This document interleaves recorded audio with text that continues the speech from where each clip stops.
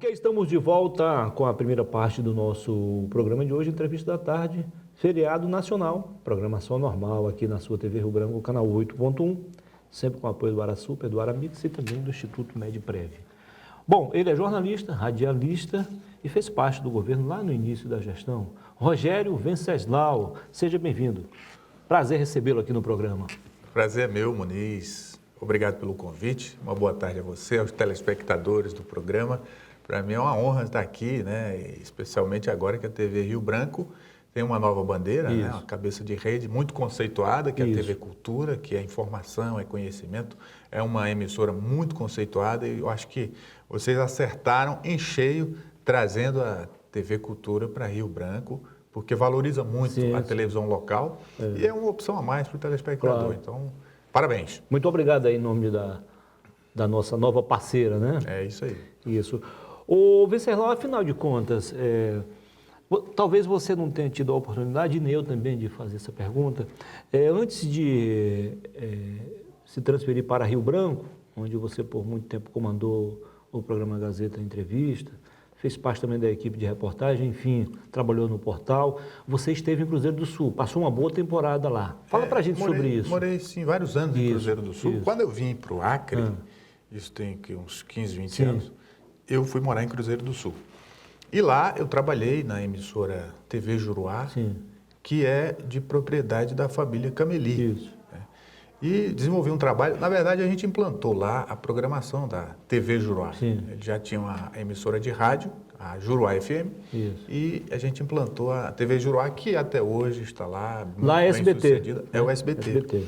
E a gente fez esse trabalho e foi um passo muito importante na comunicação para aquela região, que até então não tinha uma programação local definida, que tivesse uma boa audiência, que tivesse uma empatia com o público. E esse trabalho deu muitos frutos. E a partir daí eu me projetei profissionalmente e acabei recebendo um convite para vir aqui para Rio Branco. Fui para a TV Gazeta, que você citou no início, e lá permaneci por quase 10 anos na TV Gazeta. E aí foi então que eu fui para a política, né? Você citou aí também no início, eu integrei o governo Cameli lá no início da gestão, depois acabei saindo, aí fui cuidar de minha vida profissional, fui empreender, enfim. E esse tempo todo no Acre, aqui eu me casei, tive uma filha, né? Eu tenho uma filha acreana. Então, assim, eu tenho um pé no mundo, mas eu sou acreano de coração e me orgulho agora muito. De fato e de direito. De fato e de direito, né? Tem um título de cidadão acreano. Enfim, tem aqui histórias maravilhosas, amigos como você e como outras pessoas que me prendem e que me cativam. Então, eu gosto muito do Acre, cara. Admiro muito esse estado, esse povo e quero passar o resto dos meus dias por aqui. Olha, se o Brasil é um país continental, a gente pode aplicar a mesma regra também para o Acre. O Acre também é um estado continental. Olha só. Muito plural. Olha só, Cruzeiro do Sul. O Cruzeiro do Sul tem por muitos anos, agora até nem tanto, mas por muitos anos, a ligação era muito mais com Manaus do que com Rio Branco. Né? É verdade. Amazônia, a capital para eles era Manaus. Exatamente. Ao mesmo tempo em que algumas cidades ali do interior do Amazonas, que ficam próximos a Cruzeiro do Sul, tem muito mais relação com o Acre do que com o estado de origem, que é o Amazonas. Isso acontece. Porque são os limites geográficos, as circunstâncias humanas, sociais, acabam forçando a população a fazer essa escolha. O que não é ruim, né? Porque a gente vive integrado, a gente vive em sociedade. Então você vai se abraçar com quem está perto de você, né? Mas eu fiz esse arrodeio todo para dizer o seguinte, que agora até nem tanto, porque a internet nos aproximou, né? Graças a Deus. Mas por muitos anos a gente não sabia o que acontecia por lá nos meios de comunicação e eles de lá sabiam o que aconteceu com os meandros aqui dos nossos meios de comunicação. Por exemplo, antes de você ajudar a implantar essa nova programação na TV Juruá, tínhamos lá a TV Integração, o que mais com programação local? Era uma programação muito intermitente. Tinha a TV Integração, de fato. Que é a Band, né? Tinha a Globo também, na época, mas era uma programação intermitente, porque eventualmente eles tinham um programa local, aí saía do ar, e não tinha aquela frequência, não era uma coisa perene, que a população criasse o hábito, porque televisão é hábito. Então não adianta você ter um programa hoje e não ter amanhã, que o telespectador não vai se vincular.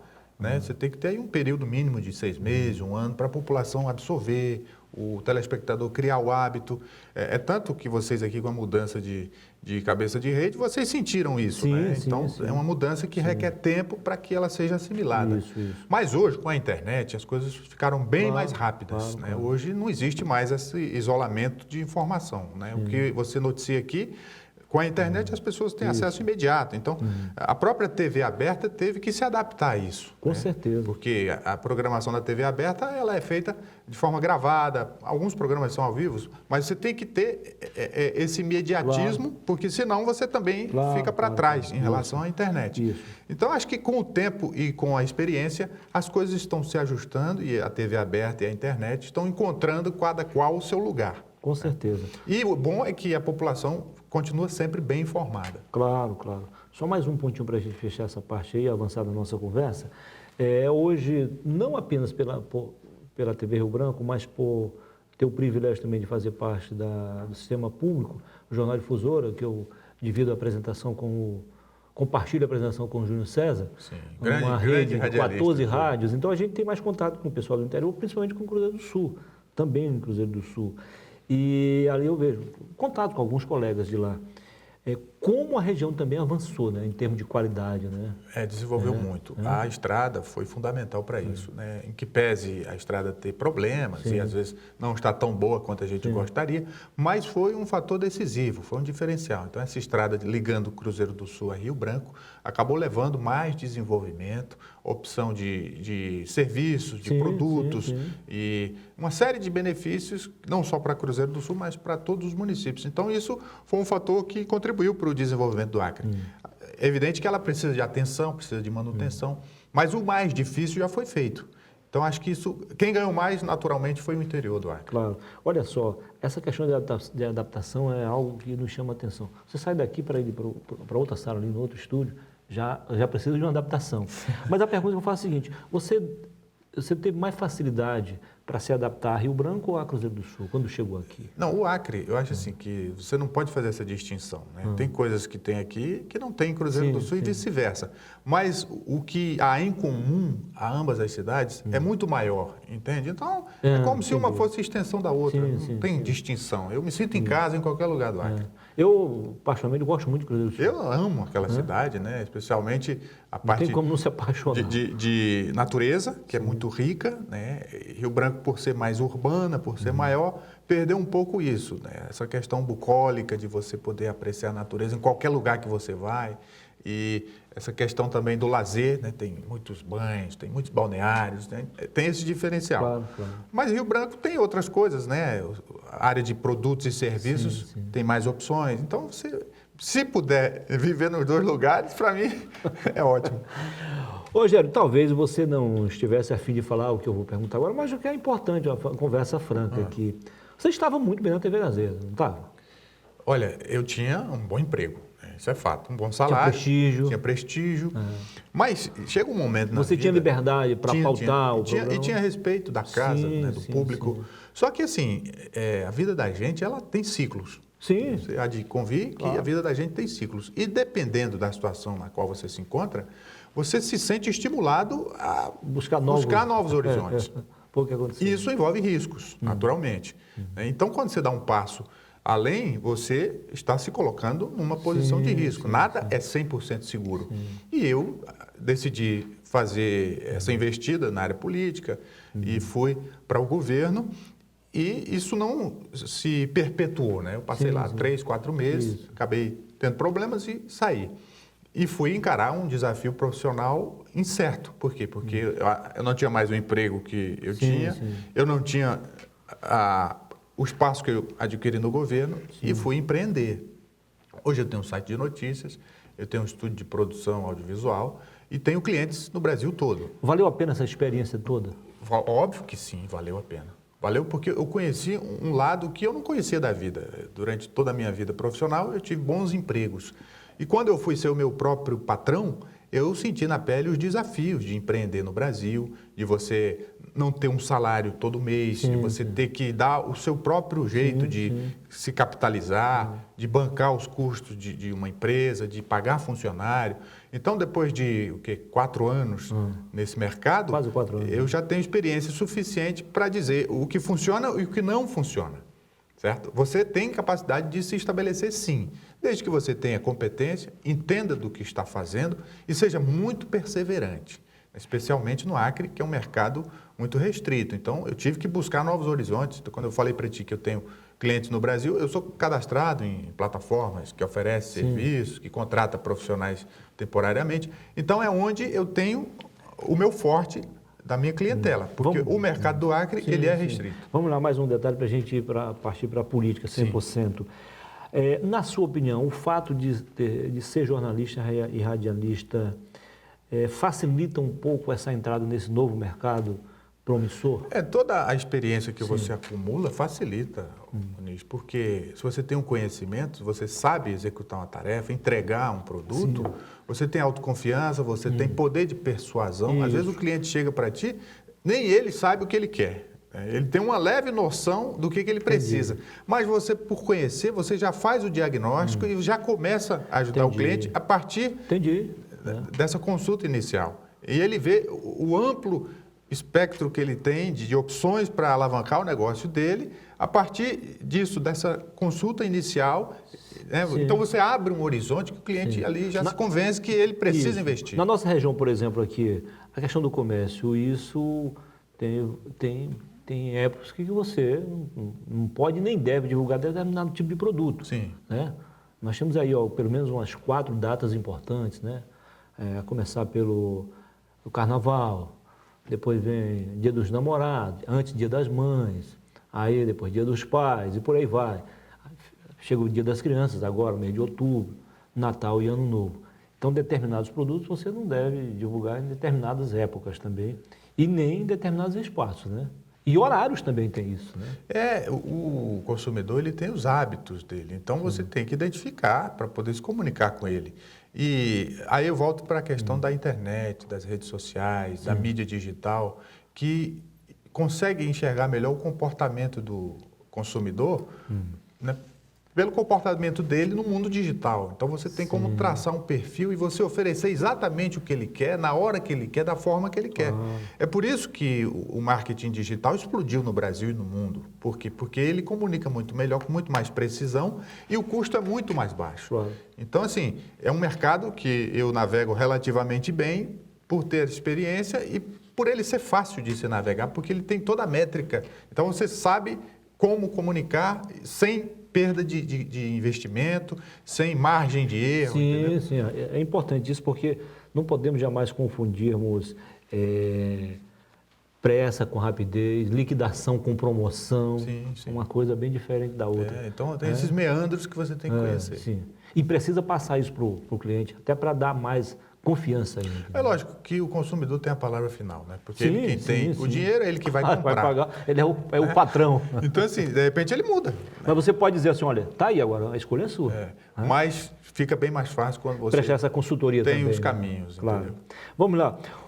Venceslau, o governador Gladys Cameli, em alguns momentos, talvez por culpa dele, mas a maioria não, o certo é que ele partiu para uma reeleição sem muitos aliados em tese de peso, né, que buscaram novos horizontes. E ele foi reeleito não apenas com 53% dos votos, 56%. mas 56%, mais um pouquinho de 56%.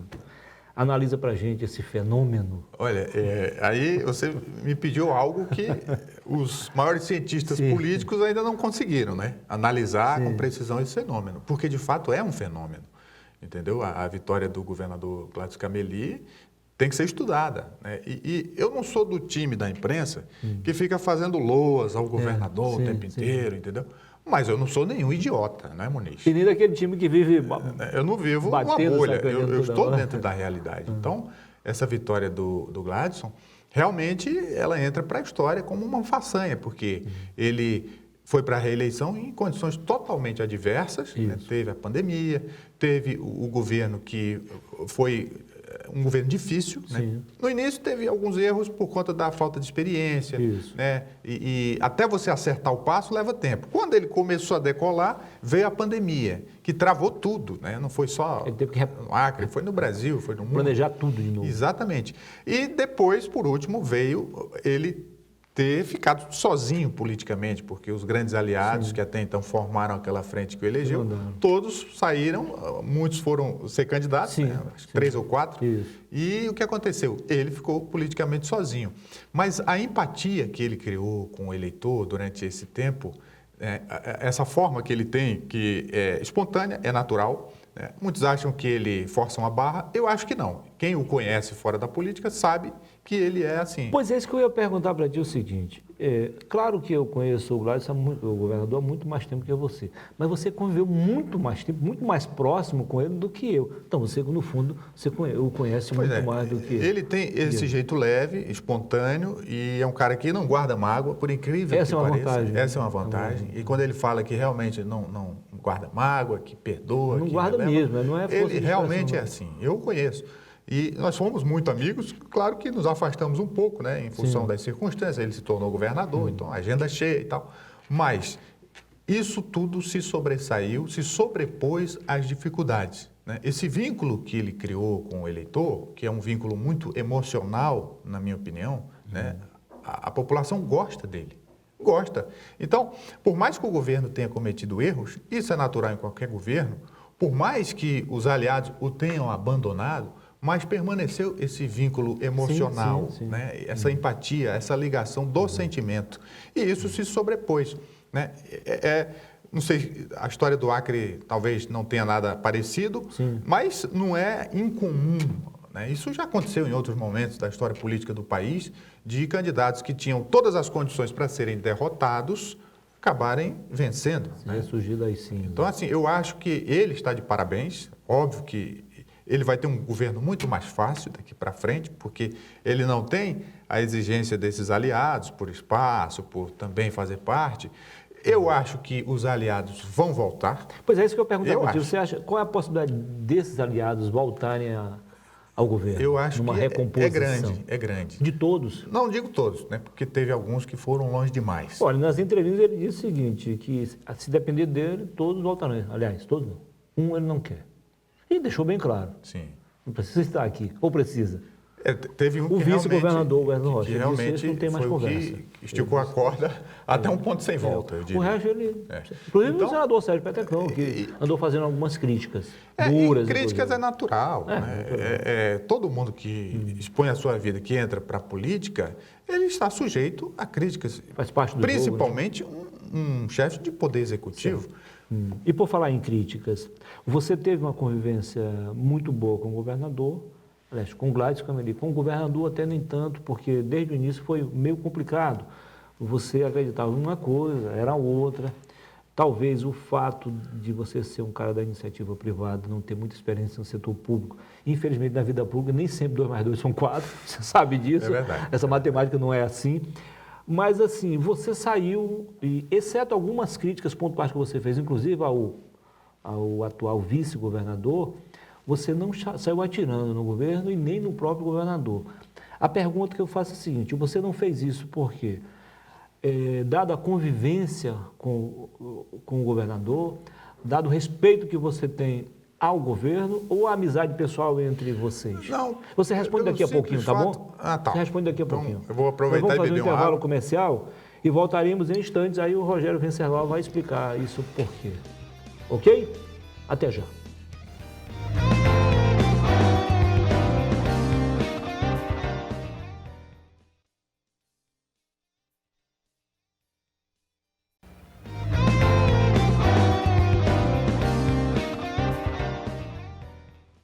Muito bem, estamos de volta com a segunda parte do nosso programa Entrevista da Tarde, sempre ao vivo, aqui na sua TV Rio Branco, canal 8.1. Veja por que, amigos e amigas, que o AraSuper, aliás, o AraSuper continua a reforma da loja da Isaura Parente. Até o final do ano estará de volta à sua disposição, agora muito mais ampla, moderna, mais aconchegante, mas o mesmo padrão ali do AraSuper do Aviário. AraSuper é um jeito acreano, Rogério, Eu padrão internacional. Muito Isso bom. mesmo, né? Veja o VT e descubra por que essa qualidade, essa preocupação em oferecer a você e a sua família qualidade, pontualidade e praticidade.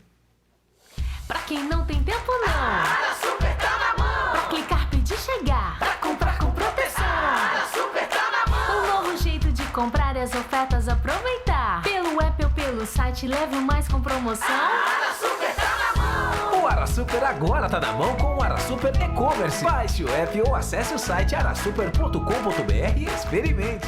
AraSuper sempre ao seu lado e agora na palma da sua mão. E aí, você conhece muito bem o AraSuper e os donos do AraSuper, Sim, sim. Aldenor e Aden Araújo. Eu tenho mais contato com o Adam, Sim. na verdade. Assim, a gente... Engraçado que a gente vai lá na loja e às vezes ele está passeando ali, né? Sim, ele tá... É, e como um cliente, quem não conhece, acha que é um Ele cliente. faz isso antes de ir para o gabinete, aí depois das 7 ele sai, visita metade, aí no finalzinho da tarde ele faz uma visita a todas. as Já lojas. encontrei várias vezes, eu estava lá fazendo compras, encontrei com ele. E aí, Adam? E é o seguinte, até para olhar melhor, normalmente eles não andam juntos.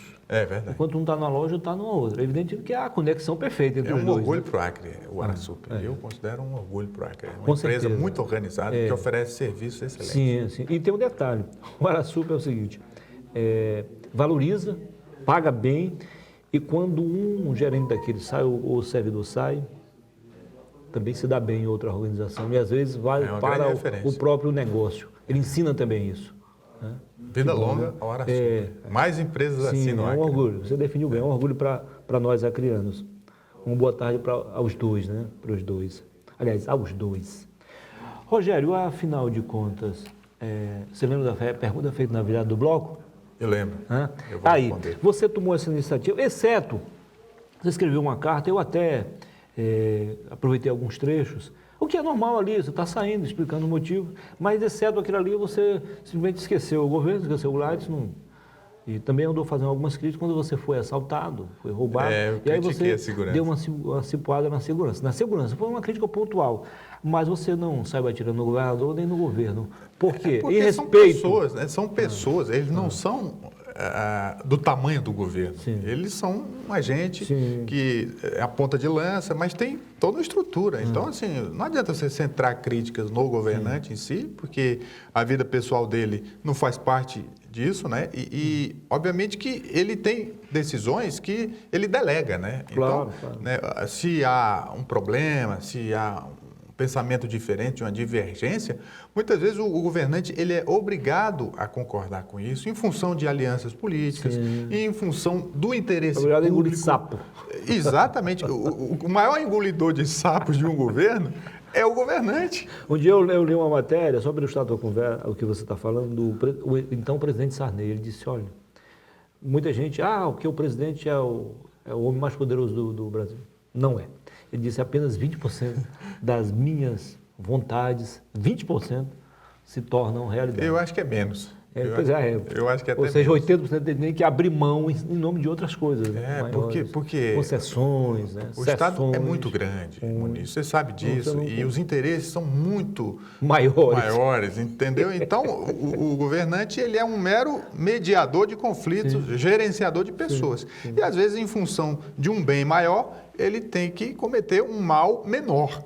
Entende? E, eventualmente, um ou outro aliado acaba sendo prejudicado, mas governar é difícil. E, se você for ver o atual governo, a partir do segundo ano, ele começou a entrar nos trilhos, começou a ensaiar, decolar. Mas aí veio a pandemia. Então, acho que a reeleição dele passa muito por isso. O povo resolveu dar uma chance, até porque confiou que havia boa intenção, havia capacidade, né, aglutinação, gestão. Até ele conseguir se encontrar dentro do governo, levou tempo. E a pandemia meio que adiou esse projeto. Então, assim, a meu ver, eu acho que esse segundo governo, ele tem dinheiro em caixa, ele tem experiência administrativa, ele tem liberdade, porque o povo chancelou, ele não tem mais o peso de ter que obedecer alianças políticas, né, manter acordos firmados. Então, ele vai ter realmente muito mais condições de fazer um bom governo agora do que teve lá atrás. E, assim, a rigor, Muniz, nós que somos acreanos, né, eu tenho raízes acreanas, eu não falei no início, a minha mãe nasceu no Acre, Você me falou meu em avô off, então. foi seringueiro, então eu tenho ligações profundas com o Acre, eu tenho uma filha que é acreana, eu tenho minha vida aqui hoje, né, economicamente, financeiramente, e eu quero que o Acre dê certo. Você não pretende mais voltar a morar no Rio? Não, acho que morar mesmo não. Gosto muito do Rio de Janeiro, tenho muitos amigos, vou sempre que posso, mas o meu lugar de viver, de trabalhar, de projetar é o Acre. Até porque o Acre tem um potencial gigante, o Muniz. Sim, né? Se for bem explorado, se for bem trabalhado, o Acre vai explodir, vai ser exemplo para o Brasil todo de desenvolvimento. Vamos lá. Há 4 anos, há exatos 4 anos, você já estava servindo o governo na equipe de transição. Você acompanhou passo a passo. Dei alguns palpites, né? Isso. Nós temos uma condição totalmente diferente daquela. Agora, como você bem falou, o governador pode compor a equipe de governo, digamos assim, ele mesmo estabelecendo critérios. Exatamente, sem indicações. Ele vai enquadrar muita gente. Há 4 anos, infelizmente, em alguns casos, ele teve que ser enquadrado, ou pelo menos engolir sapo, aceitar uma indicação que ele não gostaria nas condições normais, mas em função de uma composição política teve que... né? Você acha que nesse caso ele tem tudo para fazer um governo melhor, mais produtivo, muito mais, digamos assim, avançando cada vez mais em setores como saúde, educação, no agronegócio? E agora elegeu como prioridade a geração de emprego e renda e melhorar também o salário, não só da iniciativa privada, mas também dos servidores públicos. Você acha que ele vai conseguir fazer isso com mais facilidade? Eu acho que só depende dele agora, o Muniz, porque, como eu te falei, ele tem dinheiro em caixa, ele tem experiência de gestão, que é o principal, ele tem liberdade política, ele tem um cenário favorável, totalmente favorável. Óbvio que vai ter problemas, né? Não dá para fazer um governo perfeito, vai ter conflitos, vai ter... Mas as chances de resolver os problemas do Acre agora são maiores, né? Se não resolver, mas minimizar. E isso vai depender um pouco do cenário nacional, obviamente, de quem vai ser o presidente, porque se for o Bolsonaro, né, é uma coisa, se for o Lula, não se sabe, né? Porque hoje já existe um relacionamento muito bom entre o governo local e o governo federal. Mas se for o Lula, então esse relacionamento vai ter que ser criado. E isso passa por forças políticas da esquerda aqui no Acre, né, que são oposição ao governo Cameli. Então é um cenário que precisa ser definido. Mas eu acho que, se a gente olhar só para nós aqui, ele tem todas as condições de fazer um governo melhor do que esse que está terminando. Legal. Se você perdeu o início do programa, eu estou aqui a conversar com o jornalista, radialista Rogério Venceslau, também um empreendedor agora no ramo da comunicação, do marketing, enfim. É um multimídia, digamos assim. Você faz tudo na comunicação, assim, né? A gente acaba aprendendo e tem que ser muito dinâmico e multiuso, né? Por quê? Porque eu não tenho condição de pagar vários funcionários, então tem coisas que eu mesmo tenho que fazer. Então você desenvolve habilidades, e eu gosto, né, dessa minha profissão, da nossa profissão, da comunicação. Eu estudei, passei agora 2 anos em São Paulo, eu vim aqui, mas eu fiquei basicamente lá. E eu estudei muito marketing digital, que é uma área que eu me interessa e tal, e esse desenvolvimento não tem fim, né? Porque a comunicação ela vai se aperfeiçoando junto com a tecnologia. Então, acabei sendo multiuso, né? Sim. Foi um prazer conversar contigo, Venceslau. Caso você queira acrescentar algo, falar alguma coisa, eu quero agradecer o convite, falar, fica à vontade. Agradecer o convite, renovar o meu compromisso com o telespectador que eventualmente me vê, né, na mídia, seja aqui ou seja em outros programas, e dizer que, assim, o fundamental para você se manter vivo, primeiro é você acreditar em si mesmo, é você ter valores, ter compromisso com você, né, respeitar as pessoas, saber dividir no campo político aquilo que é pessoal e aquilo que é interesse público e ter humildade de aprender sempre, sabe? Todo mundo tem o que aprender e a vida sabe melhor do que ninguém ensinar a cada um o lugar e o momento certo para cada coisa. Todos nós somos aprendizes e eu tenho muito orgulho de ter vivido situações muito adversas e de ter superado essas situações. Então eu acho que hoje, mais do que nunca, eu me sinto capacitado, primeiro para ser eu mesmo, segundo, para contribuir com o desenvolvimento social, seja na política, seja na iniciativa privada. Então, assim, Tem novidades que vem por aí, né? Coisas boas que estão acontecendo, que o público vai ficar sabendo, mas eu acho que... Tem novidade aqui também na TV Rio Branco. Tem novidade. Então, Boas assim, novidades. O Acre vive um novo momento e eu acho que, mais do que nunca, eu estou na hora certa e no lugar certo para viver esse momento. Eu gosto de pessoas otimistas. Vamos que vamos, né? Um abraço. É isso aí. Um abraço. Muito obrigado. Acabei de conversar com o jornalista radialista Rogério Venceslau. Vamos ao intervalo comercial e voltaremos em instantes para conversarmos com o João Marcos Luiz. Ele é superintendente da RB Trans, mas a partir de janeiro, aliás, de fevereiro, deve voltar à Câmara de Rio Branco. Até já.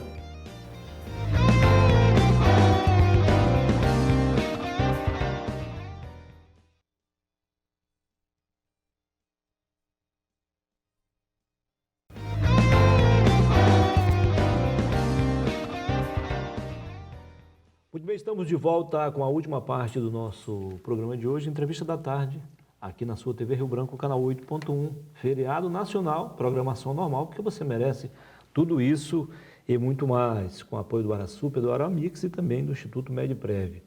Bom, ele foi vereador, atualmente, diferente do que eu falei agora há pouco, gente, esqueça o que eu falei na virada do bloco. Na verdade, o doutor João Marcos Luiz não é o superintendente da RB Trânsito, o superintendente é o Benício Dias, né? Ele é o diretor de trânsito. Seja bem-vindo. Prazer recebê-lo aqui no programa. Fazia algum tempo que a gente não conversava, né? Pois é, Muniz. Muito bom estar aqui. Te agradeço pelo convite, o Márcio. Cumprimentar todos os trabalhadores aqui da TV, os telespectadores. Dizer que é muito bom estar mais uma vez aqui com você. Qual o balanço que você faz, digamos assim, o balanço parcial da sua ação na RB Trans? Olha, nós chegamos na RB Trans com um pilar, né? Que é de transformar a RB Trans não só num órgão repressivo. Então, o primeiro impacto, principalmente nos agentes de trânsito, foi esse, né? Tirar da mente deles que eles não poderiam, né? Sair de casa com a intenção de multar, de perseguir, enfim, os condutores, mas de educar, de ser um agente ali que pudesse, no dia a dia, estar auxiliando os condutores.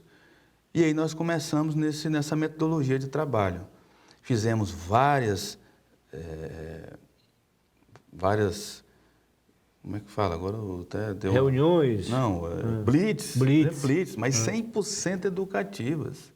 Foram blitz educativas, tentando levar o condutor também, que ele é muito importante desde que ele cumpra as regras no trânsito.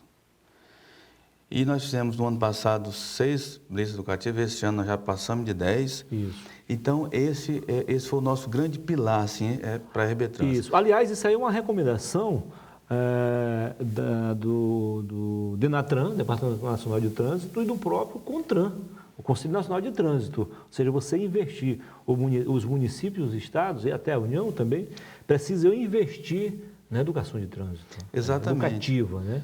E todo o recurso também que a gente tem recolhido através das multas também ser investido na educação.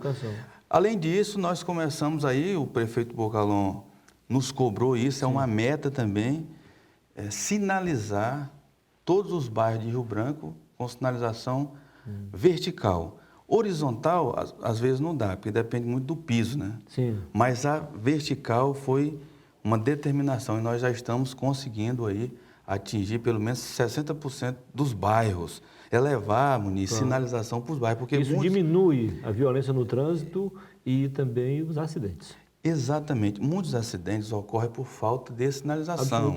Apesar de que a Estatística Nacional diz o seguinte, 85% dos acidentes acontecem por imprudência. Mas muitos acidentes acontecem por falta de sinalização. Nós queremos, então, chegar ao final da gestão, essa é uma meta, até o final da gestão, sinalizar 100% de Rio Branco. E também a sinalização horizontal, que é essa pintura no chão, né? Que tinha mais na parte do centro, bosque, estação experimental, nós também estamos levando aos bairros. Porque a pandemia, ela trouxe diversas mudanças no cotidiano das pessoas. Uma delas, vou dar um exemplo aqui, bem claro. Lá no bairro Tancredo Neves tem um lanche lá muito antigo. E as pessoas iam para lá para o lanche, só que hoje não vai mais, Muniz. Hoje as pessoas pedem em casa. Então, o fluxo nos bairros, nas regionais, aumentou muito. E aí nós estamos agora esperando dezembro o Detran fechar, vai nos trazer estatística, mas nós já estamos sentindo que houve um aumento muito grande em acidente com motos. Então, nós temos feito um trabalho em relação a isso também. Portanto, essa sinalização nos bairros está ajudando demais. E aí já é um programa da RB Trans que nós estamos deixando para que seja permanente, né? Aliás, esse é um problema sério. Eu tenho vários amigos, conhecidos, que eu trabalho diretamente nesse sistema de entregas. E eu entendo que eles ganham em cima muito mais em cima da produção. Quanto mais rápido ele chegar, mais ele vai faturar. Mas não é por isso que abram mão, inclusive, da produção da própria vida. Não pode ser assim, né? Então, muitos aí andam em alta velocidade, às vezes falta de atenção, se ele está muito mais concentrado em chegar no lugar, e isso acaba provocando muito acidente entre eles mesmos. Nós precisamos mudar isso. Exatamente. Olha, nós estamos muito preocupados com isso. Nós fizemos uma reunião já com os órgãos e nós queremos, inclusive, apoio também da imprensa, de toda a sociedade, porque são aplicativos, eles não têm nenhuma organização, não tem sindicato, não tem associação, então é difícil juntá-los, né, para uma conversa. Então é preciso um trabalho de educação em massa, mas que nós estamos fazendo em diversos pontos da cidade, conversando com eles para ver se a gente consegue fazer com que eles tenham essa consciência de que é um serviço deles, é um trabalho deles, mas que eles não podem, de fato, colocar a vida deles em risco e também a vida do próximo. E é uma atividade, como você bem falou, que cresce muito, né? A cada dia. Hoje por cima, né? Nós temos hoje uma contagem de 9 mil motoqueiros trabalhando em aplicativo. E a tendência é crescer mais ainda, né? Tendência é crescer mais ainda. Tá. Como é que ficou aquela situação? Deu uma polêmica danada, gerou uma polêmica danada em relação ao azul no asfalto. E aí, se você for bem analisar, o Código de Trânsito ele é um misto nesse sentido. Bom, se não é proibido, é permitido. É isso? Olha, toda inovação ela causa um impacto. Sim.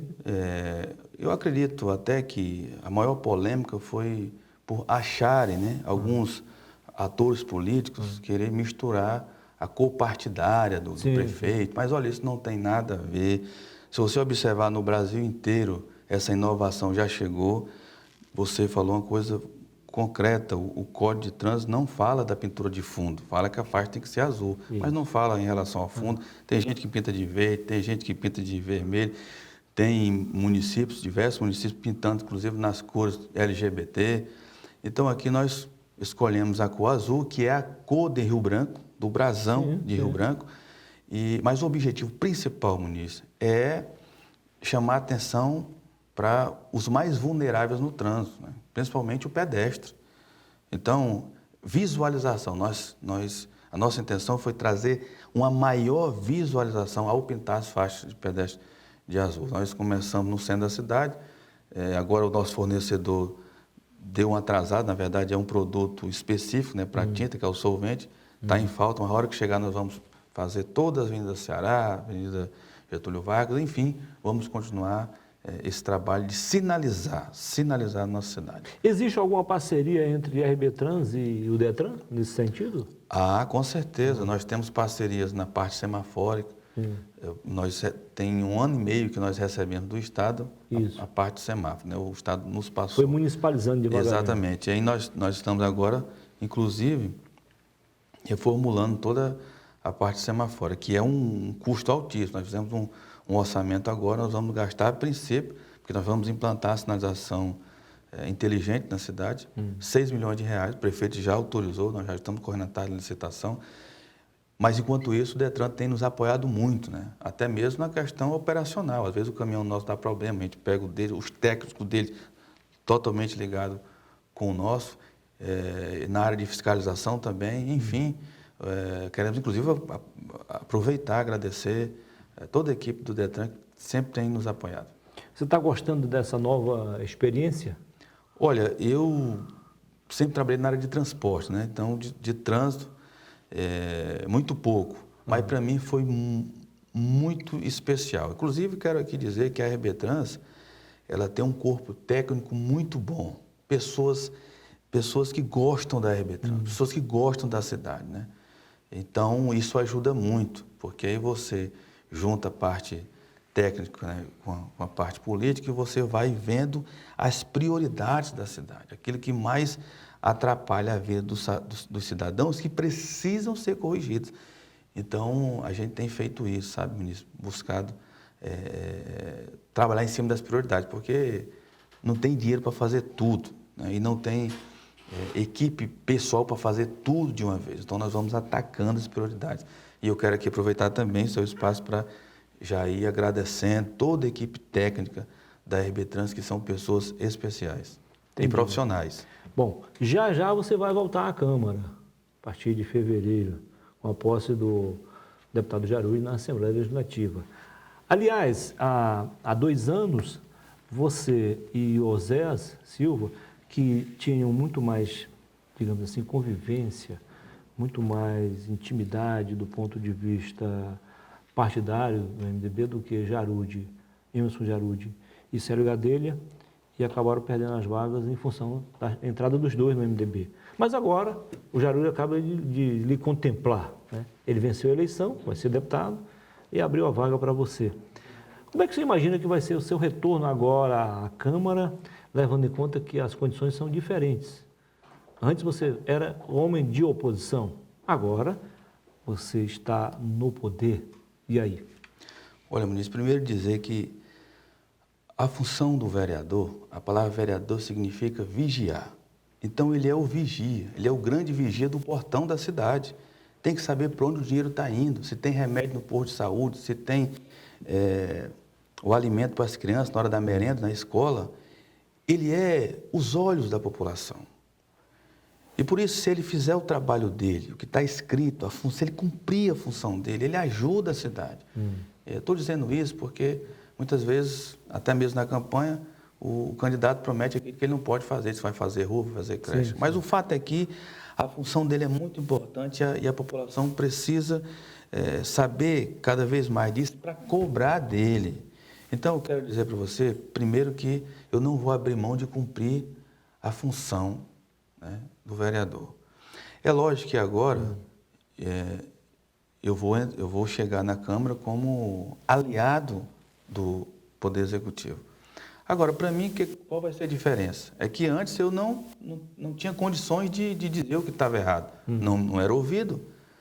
Então, eu ia para a tribuna e fazia as minhas denúncias. Vou continuar dizendo que está errado. Porém, agora eu tenho uma ligação direta com o prefeito, com o secretário, para reclamar em nome da população. Você acha que o seu mandato pode ser ainda mais produtivo nesse sentido? Claro, porque agora eu estou acreditando nisso, que eu não vou só reclamar, que eu não vou só denunciar, mas que as coisas vão ser corrigidas. Você vai sugerir? Que eu vou sugerir, para que as coisas não sejam encaminhadas para o lado ruim. Entendi.